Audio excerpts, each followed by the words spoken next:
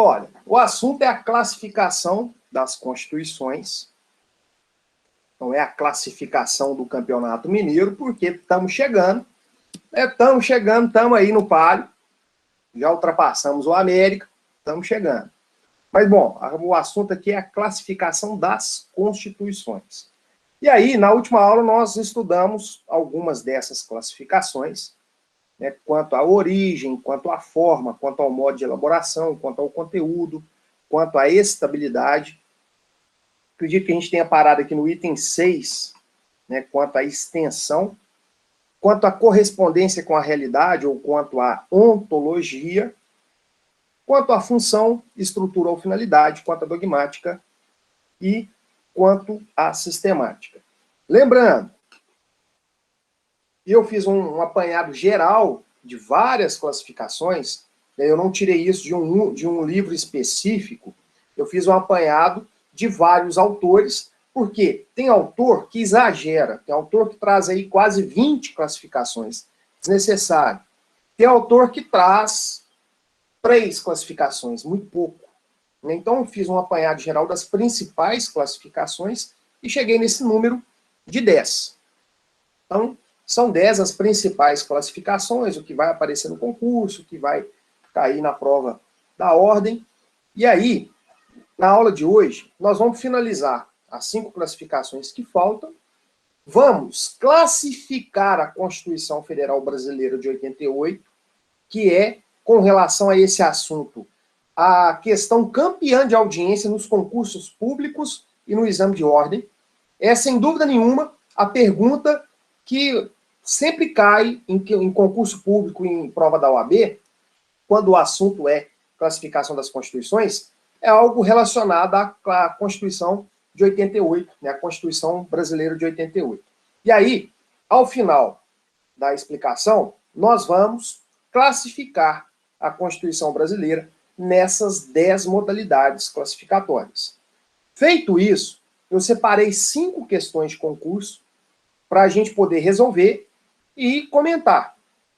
A gente vai discutir aqui as alternativas, as questões, para a gente ver como que esse conteúdo é cobrado em prova, certo? Então a dinâmica hoje é finalizar a explicação, classificar a Constituição Federal de 88 e, na sequência, resolver essas 5 questões de concursos passados, né, que foram cobrados esse conteúdo. Então vamos lá. Ó. Na última aula nós iniciamos o estudo da classificação pela classificação quanto à origem, né, que a Constituição pode ser outorgada, cesarista ou plebiscitária, a outorgada imposta pelo governante de forma unilateral, não tem participação popular. A plebiscitária ou cesarista, o governante impõe, mas consulta a população, seja por referendo. Pactuário dualista, existe um acordo entre o parlamento e a monarquia para se criar a Constituição. Promulgada democrática votada popular, lembrando que todas essas expressões aqui são expressões sinônimas. Na sua prova pode aparecer Constituição promulgada, ou pode aparecer democrática, ou Constituição votada, ou Constituição popular. Importante você lembrar que isso denota a mesma coisa. Constituição promulgada, então, é aquela Constituição em que existe participação popular na sua elaboração. A outra espécie, isso aqui, revisão rápida. Estou ficando gaga, ainda não. Revisão rapidinha para a gente poder chegar na 6ª classificação e da sequência. Quanto à forma, a Constituição pode ser escrita ou não escrita, costumeira, consuetudinária, ou então instrumental, né? Se ela é escrita em um documento, ela será escrita. Se ela não é escrita, se ela é com base nos costumes daquela sociedade, ela será considerada uma Constituição consuetudinária. Quanto ao modo de elaboração, ela pode ser histórica, se ela absorve os costumes daquela sociedade, a evolução histórica daquela sociedade, portanto, se for histórica, ela será também consuetudinária. E se ela for dogmática, geralmente elaborada por um órgão específico, ela será uma Constituição escrita. Quanto ao conteúdo, ela se divide em material e formal. Material, quando ela diz respeito, quando ela traz apenas normas relacionadas aos direitos. Direitos e garantias fundamentais.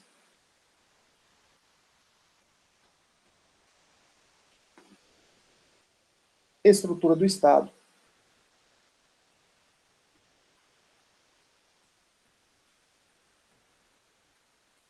E organização.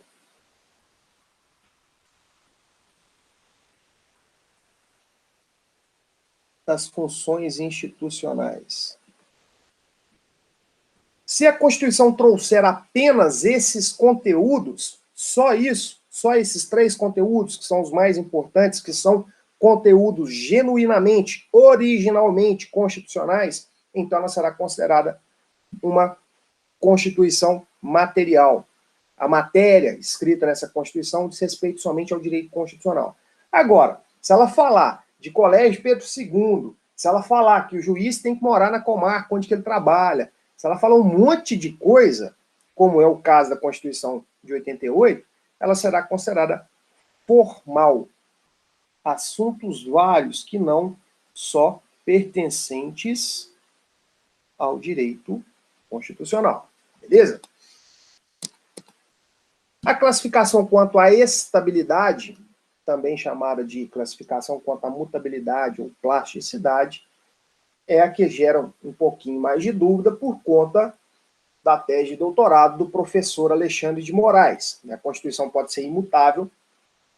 Constituições dos estados ocidentais, a gente não tem mais essa característica de imutabilidade. Essa característica de imutabilidade ela vai de encontro às normas religiosas. Ela pode ser classificada como uma norma, como uma Constituição flexível, quando a forma de se alterar a Constituição é igual à forma de se alterar a lei. Ela pode ser semi-rígida ou semi-flexível, se parte das normas desta Constituição puderem ser alteradas da mesma forma que a lei, e a outra parte tiver que ser alterada por um processo legislativo mais complexo. Ela pode ser classificada como rígida se a forma de se alterar o texto constitucional for mais difícil do que a forma de se alterar a lei. E aí lembra, o processo legislativo das leis, ele possui um quórum de aprovação muito menor do que das emendas constitucionais. E as emendas constitucionais possuem um quórum qualificado de 3/5 dos votos de cada membro do Congresso Nacional, dos membros de cada casa do Congresso Nacional, em 2 turnos de votação. Portanto, é muito mais difícil aprovar uma emenda constitucional do que uma lei. Mas aí, o professor Alexandre de Moraes,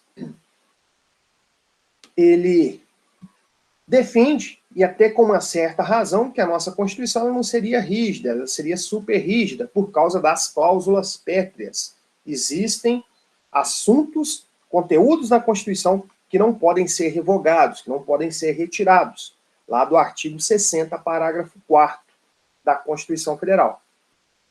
Vamos ver se a gente lembra quais são? Artigo 60, parágrafo 4º.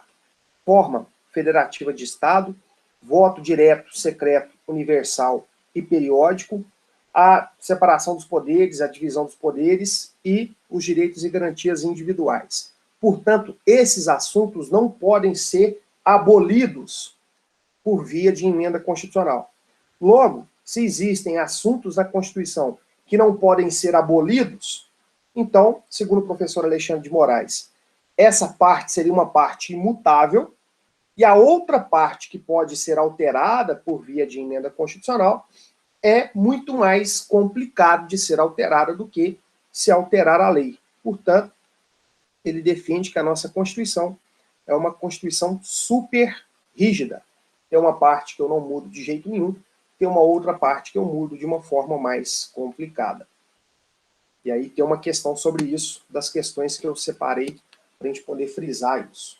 Bom, aqui, acredito eu, se eu tiver explicado na última aula, vocês me chamem a atenção, mas acredito eu que a gente parou nessa classificação. Classificação da Constituição quanto à sua extensão. Beleza, beleza. Ó, quanto à extensão dessa Constituição, ela pode ser classificada como uma Constituição sucinta, concisa ou uma Constituição clássica. O que é isso? A Constituição se presta a regulamentar, né? Então ela regulamenta apenas normas relativas a direitos e garantias fundamentais,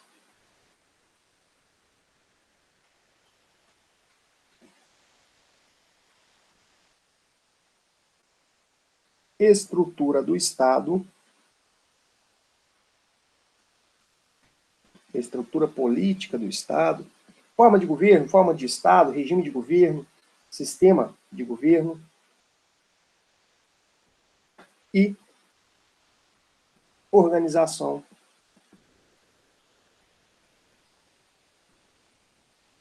das competências institucionais.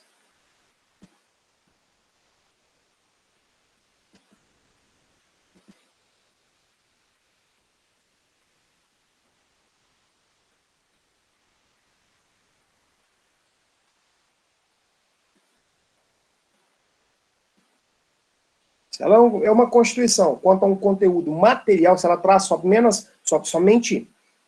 somente normas materialmente constitucional, então ela será considerada uma Constituição sucinta, concisa, uma Constituição clássica.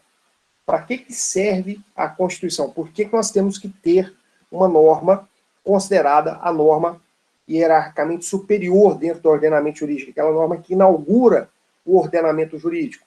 Porque nela são escritas as normas mais importantes. Quais são essas normas mais importantes? As normas que vão falar sobre direitos e garantias fundamentais, as normas que vão estruturar politicamente o Estado, vai dizer se é uma federação, se é um Estado unitário, se é uma confederação, se é uma república, se é uma monarquia, se é um sistema presidencialista, se é parlamentarista, se é autocrático, se é democrático, vai estabelecer a separação dos poderes e o que é função do legislativo, do executivo, do judiciário. Para isso que serve a Constituição.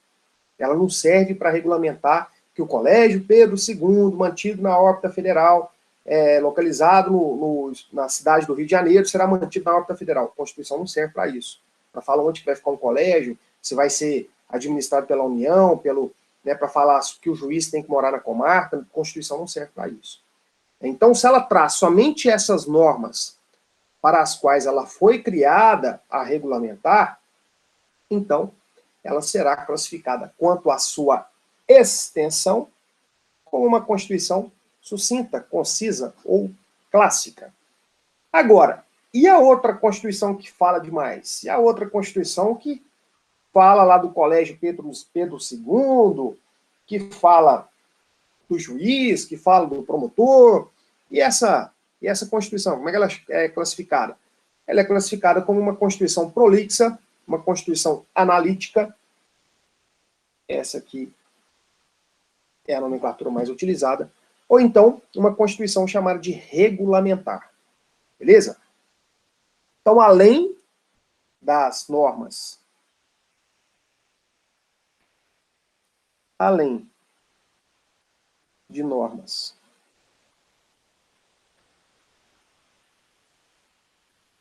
materialmente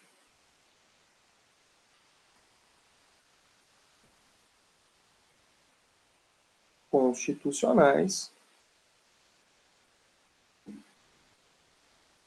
prevê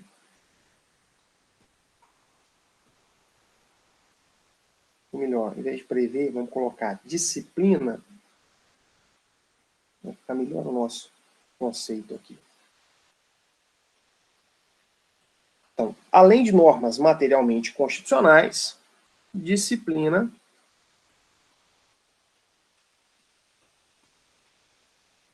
assuntos que poderiam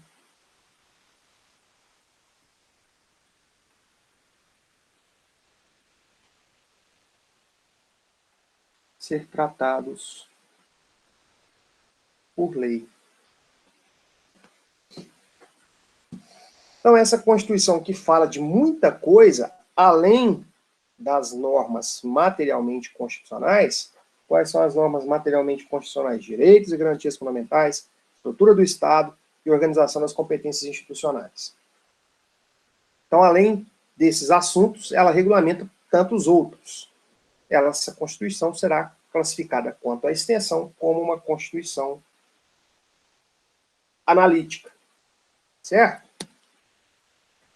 A outra forma de classificar, salvo engano, a 7ª forma de classificação da Constituição, é quanto à correspondência com a realidade. Isso aqui é mais fácil, se cair na prova facilita para a gente, mas se cair na prova, isso aqui já dificulta a nossa vida. Paulo. Oi. Olha no chat, por favor. Deixa eu voltar aqui só um minutinho.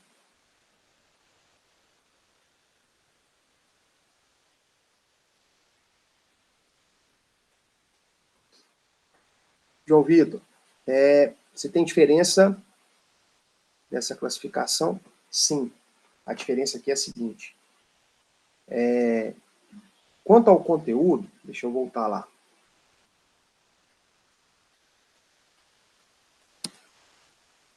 Aqui. Isso. Nós temos aqui a classificação quanto à extensão e nós temos a classificação quanto ao conteúdo.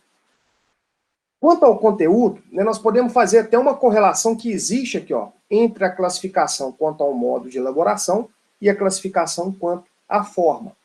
Qual que é a forma? Ela vai ser escrita ou ela vai ser consuetudinária, utilizando aqui as expressões mais, que são mais comuns. Né? Então, se ela é escrita, se ela está toda escrita num documento, né, como a gente tem lá um livrinho, que é chamado de Constituição Federal, se ela está toda escrita ali, se as normas estão reunidas naquele livrinho, beleza, ela é uma Constituição escrita.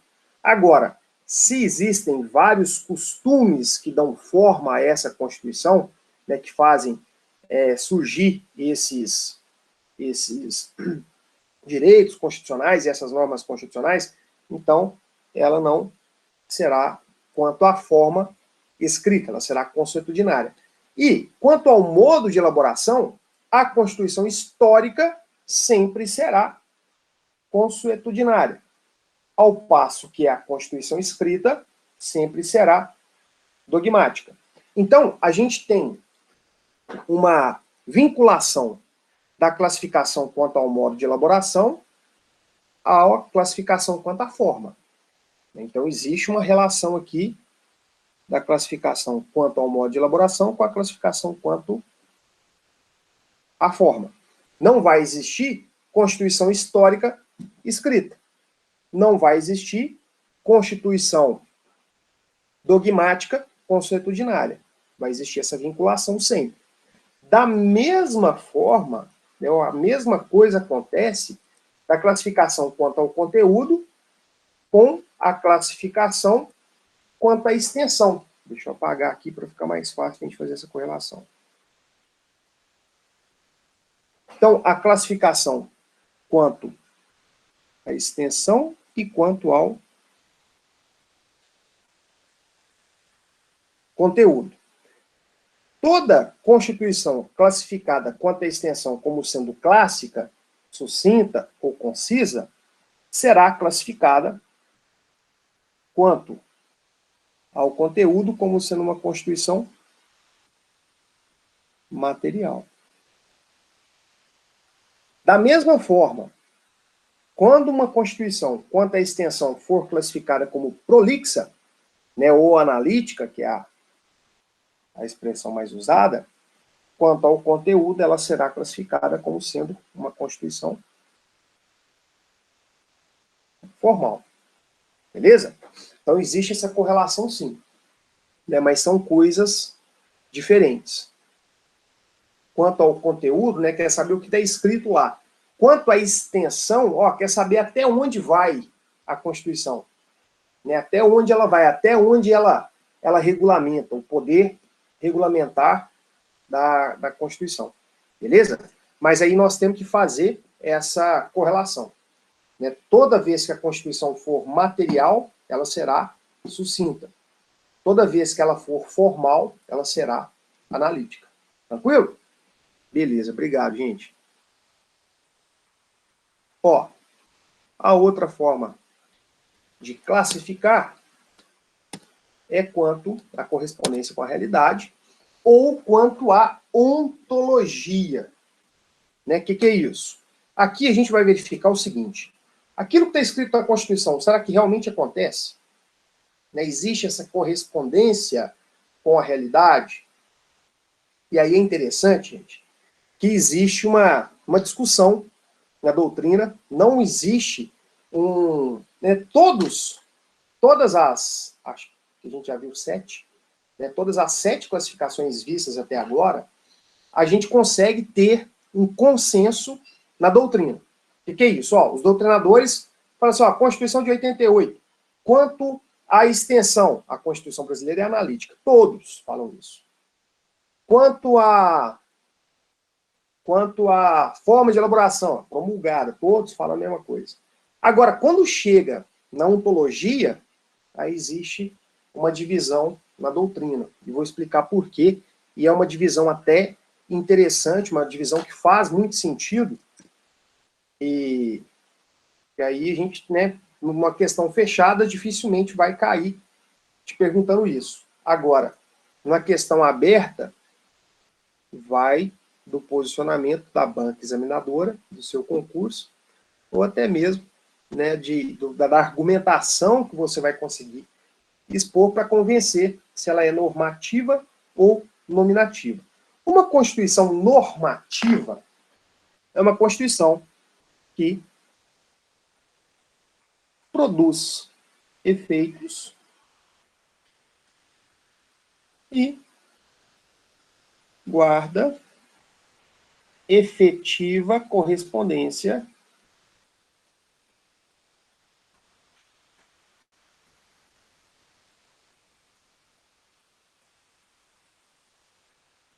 com a realidade.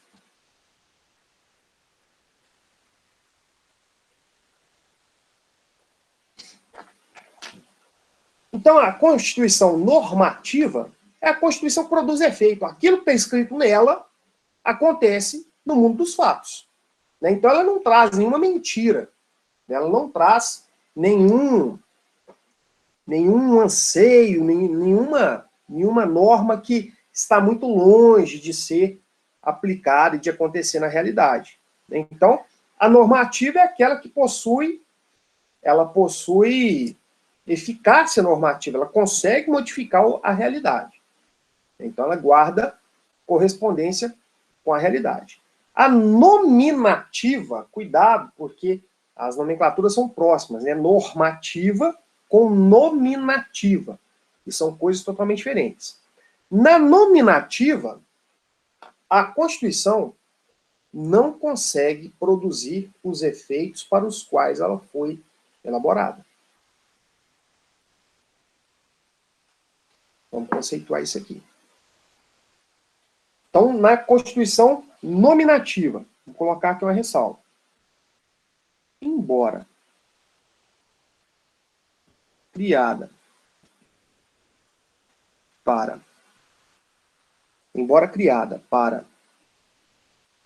modificar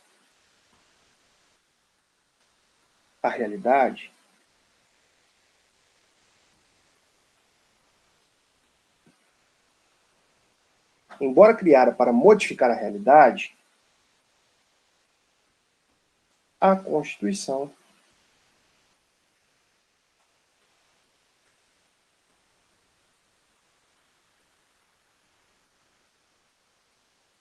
não possui efetiva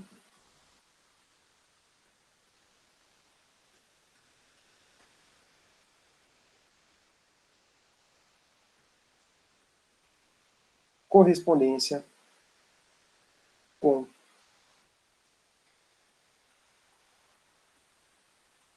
o mundo dos fatos.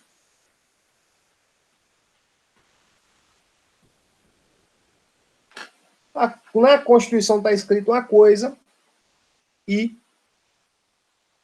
a realidade é outra.